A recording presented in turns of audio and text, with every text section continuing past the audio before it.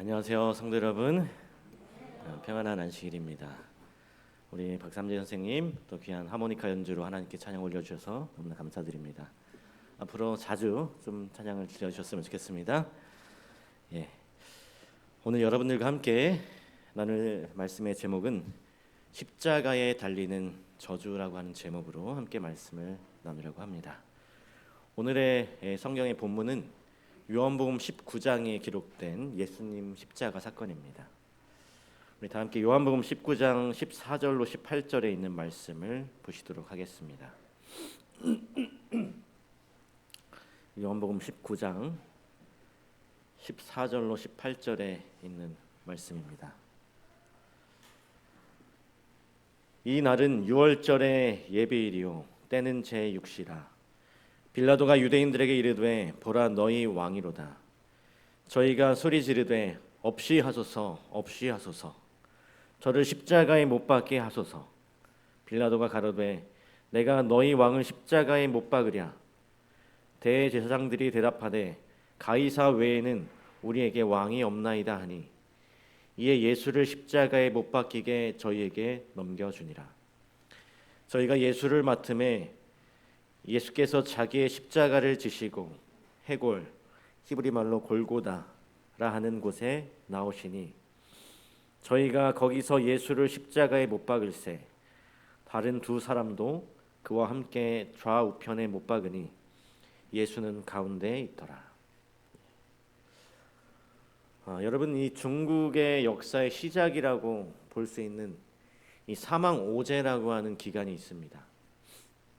이 선사시대 이후에 중국의 시작이라고 볼 수 있는 기간인데요. 이 기간을 사망 오제라고 부르는 이유는 이 3명의 황제와 5명의 제후 왕들이 다스렸던 기간으로 이 8명의 왕들이 다스렸던 이 기간을 사망 오제라고 중국에서는 중국 역사에서 이렇게 칭하고 있습니다.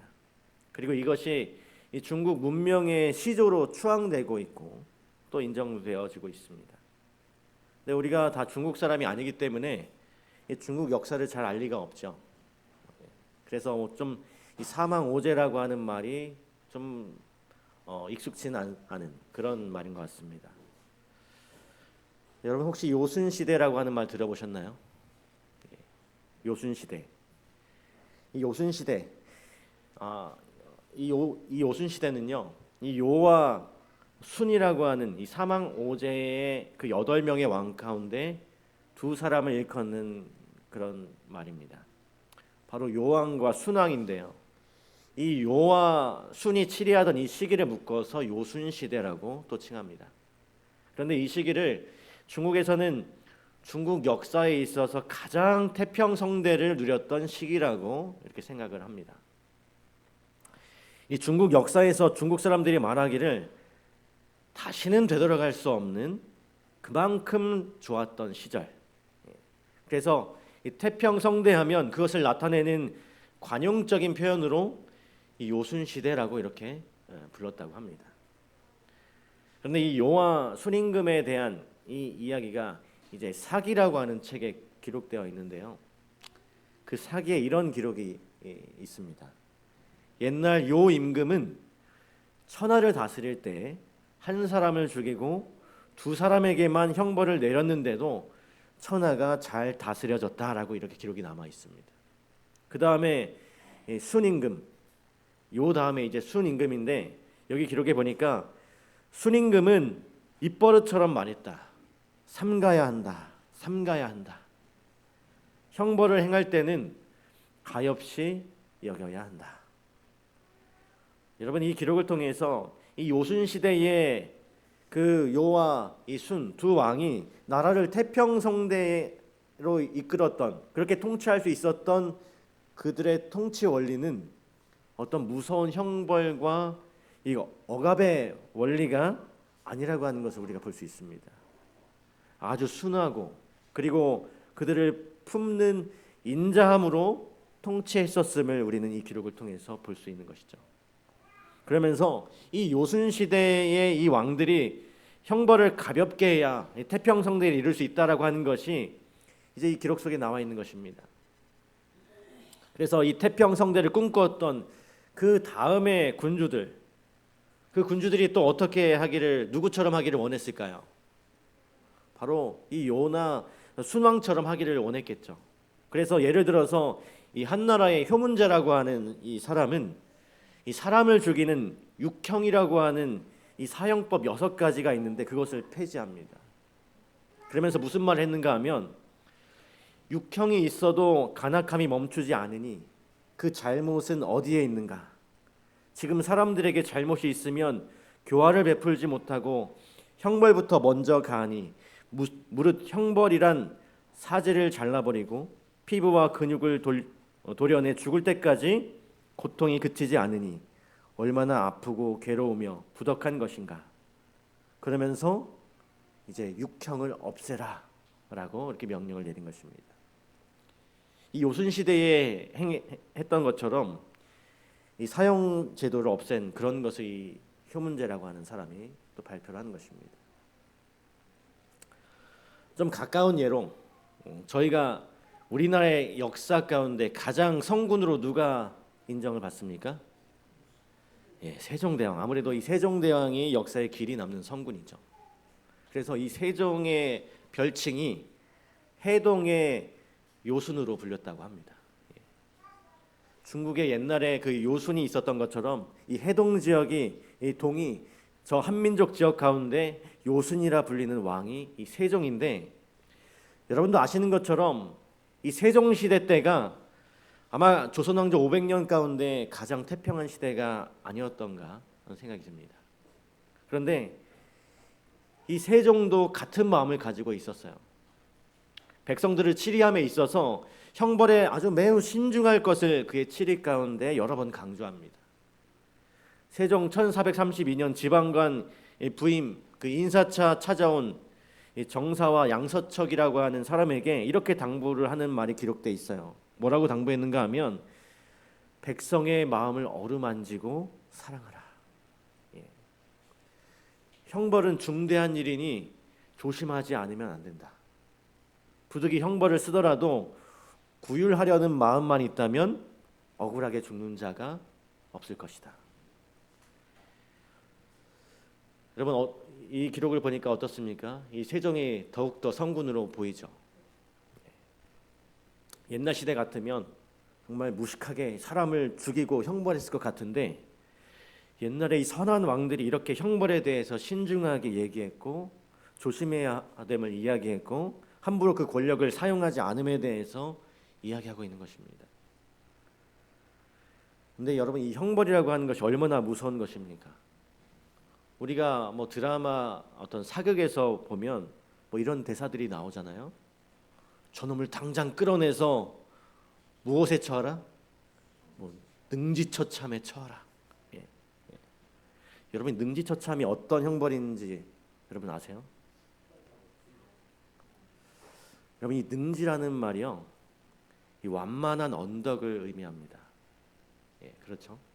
그 의미는 사람이 죽을 때까지 천천히 고통을 가하여 죽이라는 말이에요. 단번에 딱 그냥 단칼에 죽이는 게 아니라 천천히 고통을 계속 주면서 죽이는 것이 능지처참입니다.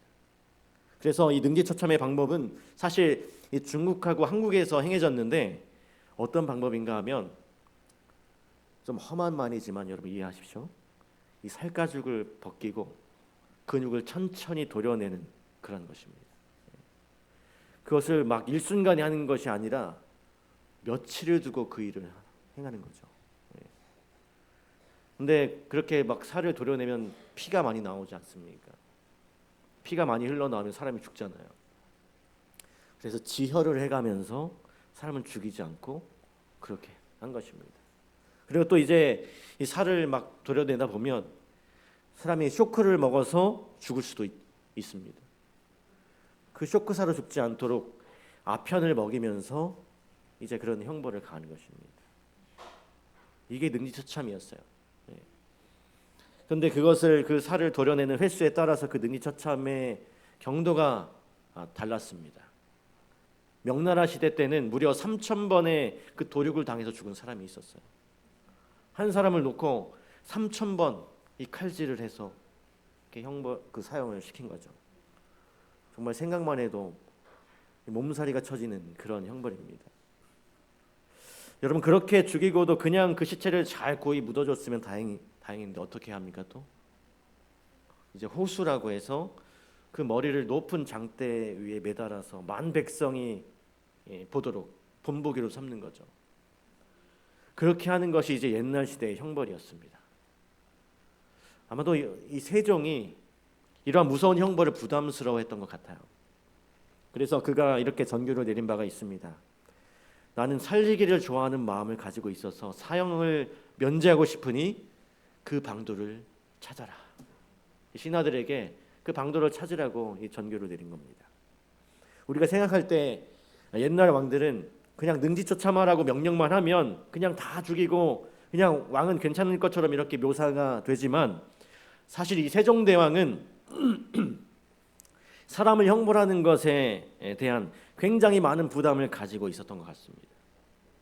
그래서 나는 생명을 살리는 마음이 있으니 어떻게 하면 사형의 제도 없이 나라를 다스릴 수 있을지 연구하라라고 하는 것이죠. 그런데 여러분, 참 재미있는 사실이 있습니다. 아이러니하게도 조선왕조 500년 가운데 가장 많이 사형을 시킨 왕이 누굴까요? 세종대왕입니다. 재위기간이 32년간 사형에 처해진 죄수가 1491명에 달했고요.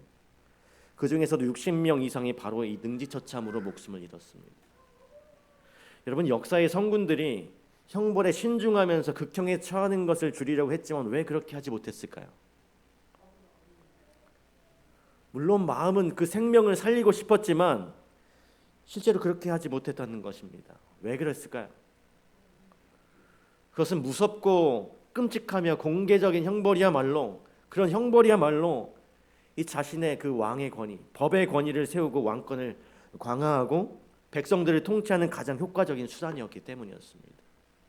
수많은 백성들 앞에서 공개적으로 끔찍하고 무자비하게 그 사형을 집행하고 그 죄인의 몸을 높은 장대에 매달면 그것이야말로 이 왕권이 아주 강력하다는 것을 보여주는 힘이었습니다.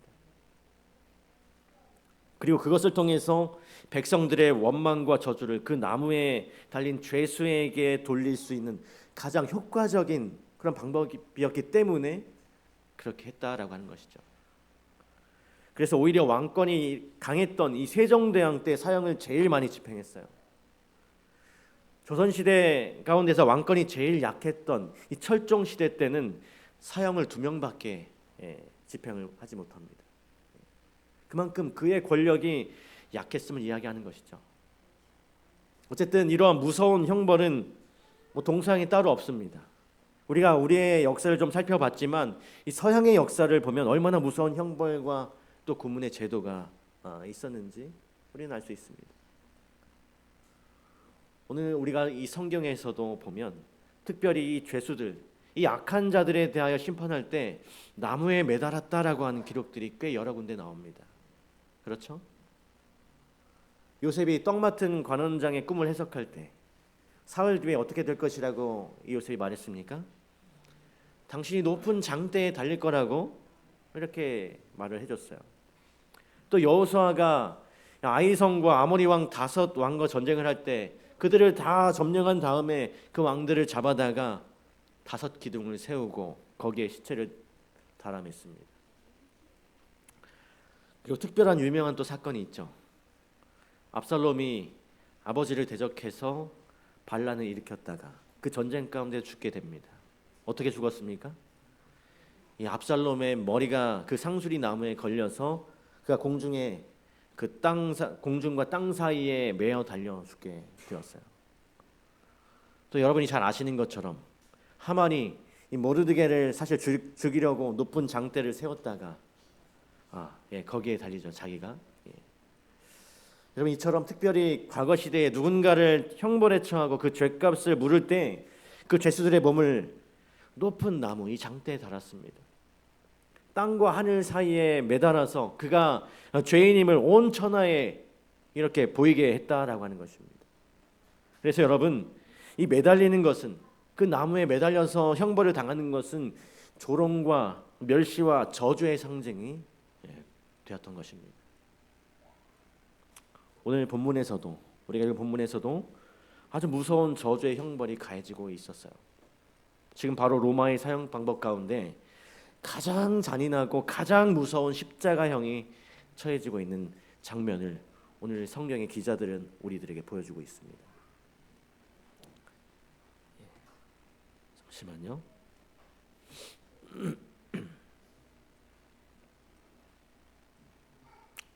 연결이 돼 있는데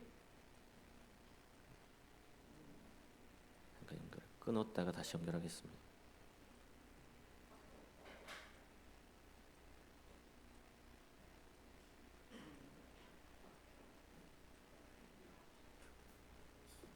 오늘 성경의 기자들이 우리에게 이 십자가의 형벌을 보여주고 있습니다. 우리가 잘 아는 대로 이 십자가의 형도 이 능지처참과 비슷한 그런 형벌이었어요. 사형법이었습니다. 어떤 것인가 하면 아까 말씀드린 건 이 능지처참이 어떻게 되는, 단칼에 죽이는 게 아니라 사람이 천천히, 아주 죽을 때까지 천천히 목숨을 잃게 하는 그런 형벌이었습니다. 이 십자가도 마찬가지였어요. 십자가의 그 나무 틀에 매달아 놓은 이 죄수가 이제 출혈이 다 할 때까지, 피가 다 몸에서 빠질 때까지 그 손발에 찔린 그 못의 고통과 살이 찢겨지고 뼈가 끊어지는 고통을 느끼면서 서서히 피가 빠져나갈 때까지 죽는 것이었습니다. 그렇게 매달려 있는 것, 죽을 때까지 그런 고통을 다 느끼면서 매달려 있는 것이 바로 십자가형이었어요.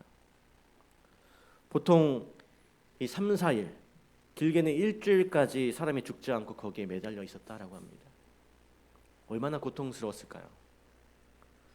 그래서 그런 식으로 십자가의 죄수들을 매달아 놓으면 거의 대부분 목숨이 끊어지기 전에 그 정신이 온전치 못하게 된다고 합니다. 대부분 광인이 되는 거죠. 미쳐버리는 거죠. 그래서 십자가의 형틀이 세워져 있던 이 골고다의 언덕은 그 나무에 달려 정신이 온전치 못하게 된 사람들의 그 울부짖음으로 말 그대로 정말 그 죽음의 언덕이었던 것입니다. 사람들이 두려워했다라고 그랬어요. 그 미쳐서 소리 지르는 그 울부짖음 때문에. 그 십자가 형틀이 있는 그 언덕 주변에는 밤마다 그 무서운 그 괴성과 고함과 이 미친 사람들의 소리가 거기서 들리기 때문에 얼마나 그것이 무서운 형벌인지 모릅니다. 그래서 보통은 십자가의 죄수를 오랫동안 매달아 두게 되는데 오늘 예수님의 그 십자가 장면에서는 그 시체를 달아두지 말고 치워달라고 하는 요청이 있음을 우리가 보게 됩니다. 요한복음 19장 31절에 보니까요. 이날은 예배일이라 유대인들은 그 안식일이 큰 날이므로 그 안식일에 시체들을 십자가에 두지 아니하려 하여 빌라도에게 그들의 다리를 꺾고 시체를 치워달라 요청하게 됩니다. 이제 안식일이 다가오기 때문에 십자가에 사람을 매달아 두는 것이 부담이 되었던 이 유대인들이 빌라도에게 요청을 해서 그 시체를 내리도록 해달라고 이렇게 이야기를 한 것입니다. 여러분, 이것은 유대의 법에 따른 것이었어요. 어디에 그 부분이 나와 있는가 하면 신명기 21장 33절에 이렇게 기록하고 있습니다. 그 시체를 나무 위에 밤새도록 두지 말고 당일에 장사하여 내 하나님 여호와께서 내게 기업으로 주시는 땅을 더럽히지 말라. 나무에 달린 자는 하나님께 저주를 받았음이니라. 신명기서에 보니까요, 하나님께서 이스라엘 백성에게 이 죄인을 사형에 처했으면 그 시체를 밤새 나무에 달아두지 말고 빨리 내려서 그날 땅에 묻으라고 이야기합니다. 그 이유는 이 유대인들에게 있어서 또 하나의 법에 의하여 이 죽음은 매우 부정한 것이었어요. 그래서 그 부정한 것을 계속 나무 위에 달아두면 그 부정이 온 땅을 부정하게 만든다라고 여긴 것입니다. 그래서 그 죽음, 그 시체를 나무에 오래 달아두지 아니하고 해가 지기 전에 그날 즉시로 내려서 땅에 묻으라라고 한 것입니다. 그래서 이 부정한 것이 퍼지지 못하도록, 그래서 땅의 부정함을 막도록 하기 위해서 하나님께서는 그 시체를 땅속에 묻으라고 말씀하신 것이죠. 그런데 여기 신명기서 이 말씀을 읽어보면 하나님께서 그 사형에 처한 죄수의 몸을 빨리 묻으라고 하실 때 그 죄수에 대해서 뭐라고 말씀하셨는가 하면 뭐라고 말씀하셨습니까? 그는 하나님께 저주를 받은 자라고 기록하고 있습니다. 여러분, 이 나무에 달린 죄인, 이 나무에 달렸다는 것은 땅과 하늘 사이에 매달려 있는 상태를 우리에게 보여주죠. 다시 말해서 죄인은 그가 지은 죄로 말미암아 사람에게 죽임을 당했을 뿐만 아니라 하나님께로부터도 버림받은 자였음을 상징하는 것이 바로 땅과 하늘 사이에 매어 달리는 그 나무에 달린 자의 저주가 되는 것입니다. 그래서 이 높은 나무에 매달렸다라고 하는 상태는 인간에게도 저주를 받고 또 하나님께도 저주를 받았다고 하는 것을 보여주는 것이죠. 여러분, 이것은 매우 치욕적인 죽음입니다. 그리고 아주 큰 저주예요. 그의 죄로 말미암아 사람들의 비난과 조롱과 멸시를 당합니다. 높이 들린 그 나무에 매달려서 손발에 못에 박힌 그 죄인은 자신의 수치를 가릴 방법이 없어요. 사람들 앞에 높이 드러나 있습니다. 그 죄수의 모습이. 사람들의 비난과 욕설과 그 조롱을 온몸으로 받아내야만 하는 것입니다. 그가 높이 들려 있기 때문에 그 수치를 그대로 드러낼 수밖에 없는 것이죠. 근데 아울러 오늘 신명기서의 말씀에 보면 그렇게 인간으로부터 죄인으로 버림받은 그 죄수는 공중에 매달려 하늘의 저주도 함께 받는 것입니다. 그 공중에 매달려서 그의 죄의 값을 그대로 감당하는 것입니다. 그래서 인간과 하나님의 저주를 동시에 받은 사람, 그것이 땅과 하늘 사이에 달려있는 그런 사람, 십자가의 무서움인 것입니다. 그런데 오늘 여러분, 이 십자가의 장면에서 우리 주님께서 친히 그 나무에 달려서 인간과 하나님으로부터 저주받는 자가 되셨습니다. 사도행전 5장에 보면 베드로가 공회에 나가서 그의 신앙을 변론할 때 이렇게 말해요. 너희가 예수를 나무에 달아 죽였도다. 그리고 10장에서도 베드로가 이렇게 말합니다. 우리는 유대인의 땅과 예루살렘에서 그가 행하신 모든 일의 증인이라 그를 그들이 나무에 달아 죽였으니. 신명기서에 말씀되어 있던 그 나무에 매달린 자, 하나님께로부터 저주받은 자의 성취가 누구에게서 이루어진 것입니까? 바로 예수 그리스도의 십자가의 죽음을 통해서 이루어진 것입니다. 그런데 실제로 유대인들은 예수 그리스도가 자신이 하나님의 아들이라고 거짓말을 하고 있다라고 생각했죠. 그래서 참남되게 말했다라고 생각했기 때문에 이 예수님을 십자가에 매다는 것은 매우 당연한 일이었습니다. 그들에게 있어서 하나님으로부터 저주를 받는 것이 매우 당연하다고 유대인들은 생각했을 거예요. 그래서 우리 주님은 이 나무에 달려 죽은 자가 된 것입니다. 신명기서의 그 기록대로 인간과 하나님의 저주를 받은 자가 되셨다라고 하는 것입니다. 여러분, 이것이 바로 이 십자가에 달리신 우리 주님의 마음을 가장 힘들게 했던 것이었어요. 인간과 하나님의 저주를 모두 받은 자가 된다고 하는 것. 지금 왜 예수님께서 이 십자가의 저주를 감당하고 계시는 것인가요? 지금 왜 예수님께서 왜 십자가에 달려 있는 것입니까? 이것은 바로 인간들을 구원하기 위함이었습니다. 그런데 자신들을 위해서 하늘의 저주를 대신 받아서 지금 이 십자가에 매달려 있는 그 예수 그리스도를 향해서 인간들이 어떻게 하는 거예요? 성난 군중이 되어가지고 그를 조롱하고 비웃고 있는 것입니다. 그에게 저주를 보내는 거예요. 예수님의 마음이 어떠셨을까요? 지금 이 십자가의 고난이 누구를 위함인 것입니까?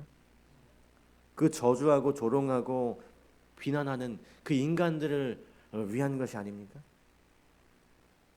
아울러 이제 온 인류의 죄의 짐을 대신 지시며 십자가에서 죽음을 맞이하게 될 우리 주님은 두려워하십니다. 왜냐하면 그 죽음이 결코 우리가 맞는 그 죽음과는, 인간들의 그 평범한 죽음과 같지 않은 더 아주 다른 차원의 죽음이었기 때문이죠. 죄로 말미암아 영원 전부터 하나이셨던 당신의 아버지와 완전히 분리되는 그 두 번째 사망을 그가 당하실 것이기 때문이었습니다. 그래서 우리 주님께서 십자가에서 이렇게 말씀하셨잖아요. 엘리 엘리 라마 사박다니, 어찌하여 하나님 저를 버리셨나이까. 그러니까 지금 예수님께서는 인간들의 조롱과 함께 하나님으로부터 버림받았다라고 하는 하늘의 저주가 지금 예수님을 공중에 매달게 한 것입니다. 인간들의 구원을 위하여 나무에 달리셨지만 주님은 그 인간들의 저주를 받으셨어요. 그는 인류의 죄로 말미암아 율법의 저주, 하나님의 저주도 또한 감당하셔야 했습니다. 이 나무에 달린 자, 인간과 하나님께 저주를 동시에 받은 자, 그것이 십자가에서 우리 주님께서 감당하셔야 될 그분의 고통이었습니다.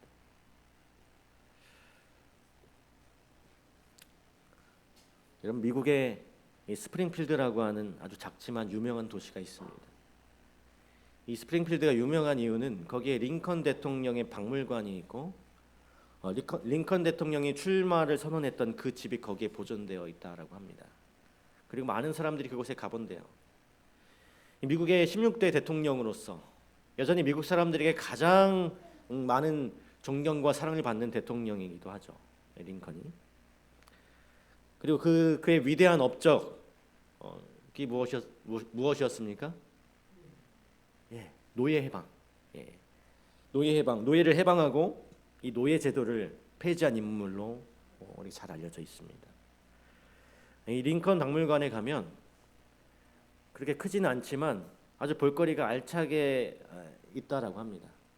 그의 어린 시절부터 그가 어떻게 자랐고 어떻게 청년 시절을 보내고 그런 이야기들이 쭉 이제 기록이 되어 있고 이렇게 모형으로 이렇게 만들어져 있다라고 해요. 그러니까 사실 이 매우 가난한 농부의 아들로 태어났지만 사실 학교도 1년인가밖에 공식적인 학교는 못 다녔다라고 합니다. 근데 나중에 변호사가 되기 위해서 어떻게 무던히 애를 써가지고 변호사가 되고 여러 차례 어쨌든 낭만을 경험한 이후에 나중에 대통령이 되죠. 근데 그게 이렇게 이제 루트를 따라가면서 밀랍 인형으로, 지금 보이시는 게 이제 밀랍 인형입니다. 밀랍 인형으로 이렇게 다 묘사가 되어 있대요. 집들도 다 모형으로 되어 있고요. 마치 링컨이 살아있던 그 모습 속, 그 인생의 모습 속으로 이렇게 들어가는 것처럼 꾸며져 있다고 합니다. 그러면서 그가 어쨌든 미국의 역사 가운데 이 남북 전쟁, 그 다음에 이 노예 해방이라고 하는 시대적인 업적을 달성한 인물로 이 묘사를 하고 있습니다. 물론 그의 어떤 노예 해방에 대해서, 그의 업적에 대해서 이렇게 다 사람들이 모두 다 좋게 평가하는 것은 아니었다고 해요. 이 남북 전쟁의 그 명분이 단순히 그 노예 해방만은 아닐 것이다, 비판하는 사람들도 있죠. 북부와 남부 사이에 정치적이거나 아니면 경제적인 차이나 그 사이에서 발생하는 갈등과 어려움, 나아가서는 이 북부와 남부가 미국이 연방이라고 하는 것이 깨질까봐 그렇게 염려가 돼서 전쟁을 일으켰다, 이렇게 이야기합니다. 근데 어쨌든 그런 과정 속에서 링컨이 이룬 것은 노예 해방과 노예 제도 폐지였습니다. 그의 역사에 대한 평가를 제가 지금 평가하려고 하는 것은 아니고요. 다른 시각도 있긴 하지만 어쨌든 명백한 것은 그가 노예 제도를 폐지했고 노예를 해방했다라고 하는 것입니다. 거기에 큰 역할을 한 거죠. 어쨌든 이러한 링컨의 인생과 그의 정치 인생이 그 박물관 안에 잘 묘사가 돼 있다고 합니다. 그리고 링컨이 어떻게 마지막에 죽었습니까? 그가 이제 암살당해서, 한 극장에서 암살당해서 총에 맞아 죽게 되죠. 근데 그 인생길을 따라가는 그 전시관을 돌다 보면 거의 마지막에 이 링컨에 대한 그 시대의 평가를 담고 있는 한 전시관이 있대요. 그곳에 가면 당시에 그 사람들이 링컨이 하려고 했던 노예 해방에 대해서 어떻게 생각하는지에 대한 그 음성들이 이렇게 오디오를 통해서 나온다고 합니다.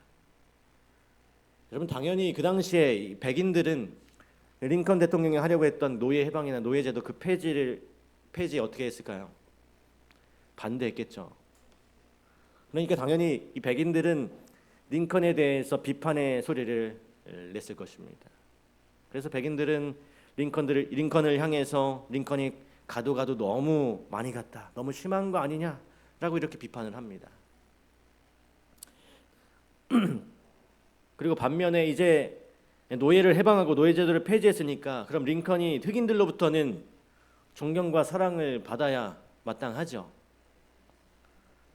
그러나 그 장면 속에 설명하고 있는 것은 그렇지 않다고 하는 것입니다. 그의 노력에도 불구하고 흑인들은 그의 노예 해방의 노력이 여전히 부족하다고 링컨을 비판하고 있는 것입니다. 그래서 말하기를 링컨을 향해서 더 멀리 가야 한다. 이걸로 부족하다. 이렇게 비판을 한 것입니다. 한쪽에서는 너무 갔다 그러고 한쪽에서는 더 가야 한다라고 이야기를 하는 것이죠. 그래서 그 마지막에 가면 실제로 그 백인들이 막 외치는 소리, 흑인들이 막 비판하는 소리, 그 비디오, 그 음성들이 막 이렇게 나온다고 해요. 백인들도 비판하고 흑인들도 비판하고. 여러분 이러한 모습을 상상해 보니까요, 이 링컨의 삶이 참으로 힘들었겠다라고 하는 생각이 듭니다. 그 어려운 갈등과 문제를 해결해야 되는데 양편으로부터 다 비판을 받는 것입니다. 비난을 당하는 거예요. 백인들은 백인대로, 흑인들은 흑인대로. 그리고 그 박물관에 또 뭐가 있냐면 이 링컨 대통령의 실제 머리 모양을 본떠 만든 이 청동으로 된 두상이 하나 있다라고 합니다. 이 링컨이 거의 죽기 직전 제일 가까운 시간에 그 머리 모양을 본떠서 만들었다고 하더라고요. 근데 그 두상이 어떻게 전시가 되어 있냐면 그 얼굴이 이 관객들을 향해서 있는 게 아니라 이 뒤통수가 이렇게 돌아져 있대요. 그리고 거기에는 링컨 대통령의 머리를 한번 만져보라고 이렇게 쓰여 있다고 합니다. 그 의미가 뭘까요? 그 링컨이 얼마나 고민하고 고심했을지를 함께 느껴보라고 하는 그런 의미입니다. 우리는 지금 역사가 이렇게 지나와서 그 인생을 돌아보고 그가 참 위대한 업적을 남겼다라고 그를 칭송하지만 그 순간 그가 얼마나 힘들었을까? 그의 결단과 노력, 그리고 이 나라의 어려움, 이제 그것을 해결하기 위해서 노력하지만 뭐 백인이면 백인, 흑인이면 흑인에게도 인정받지 못하고 동시에 비난을 받고 비판을 당하고 어려움을 겪었던 이 링컨 대통령의 마음이 얼마나 힘이 들었을까? 누군가 한쪽은 좀 자기 편을 들어주면 좋잖아요. 그런데 양편으로부터 다 비난을 받는 것입니다. 양편으로부터 다 비판을 받는 거예요. 얼마나 힘들었을까요? 여러분 지금 우리 주님께서 이 나무에 달린 자, 그 공중에 매달려서 인간의 원성을 다 듣는 것입니다. 인간을 위한 조롱을 다 감당하는 거예요. 그 죽음이 누구를 위한 죽음임에도 불구하고 바로 인간을 위한 죽음임에도 불구하고 근데 그 공중에 매달린 예수님은 하나님으로부터도 그 율법의 저주 아래 그 죄의 짐을 지셔야 했기 때문에 하나님으로부터 버림받는 고통을 예수님께서 담당하고 계시는 겁니다. 그 순간 예수님 곁에 아무도 없는 것처럼 느껴지셨을 거예요. 예수님께서 얼마나 힘드셨을까요? 나무에 매달려서 사람들의 조롱과 하나님의 저주를 동시에 받으시면서 그 고통의 순간 우리 주님은 얼마나 힘드셨을까 하는 생각을 해보게 되는 것입니다.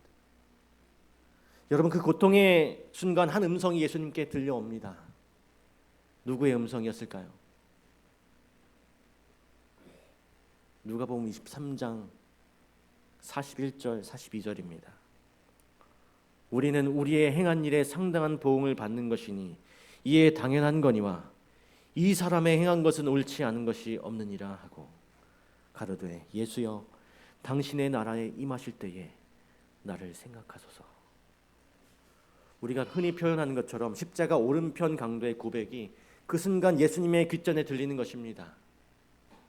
모두에게 버림받았던 그 순간 이 강도의 고백이 우리 주님의 귀에 들려오는 것입니다. 시대의 소망에서는 이 부분을 이렇게 표현해요. 십자가 위에서 고통당하시는 예수님께 한 줄기 위안의 빛이 비추었다. 그것은 회개하는 강도의 기도였다. 인간과 하나님의 저주로 그 마음에 너무 힘들고 어려울 때에 그 회개하는 기도에 회개하는 강도의 기도 그 한마디가 우리 주님에게 위로가 되셨다라고 하는 것입니다.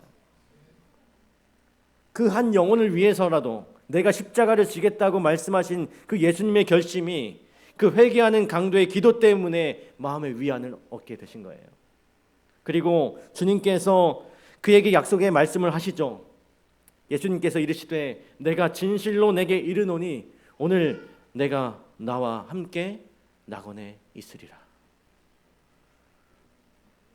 우리 직산교회 성도 여러분, 우리 주님께서 나무에 달린 자가 되어 인간과 하나님의 저주를 받는 동시에 그 저주의 자리에 서신 그 이유가 무엇입니까?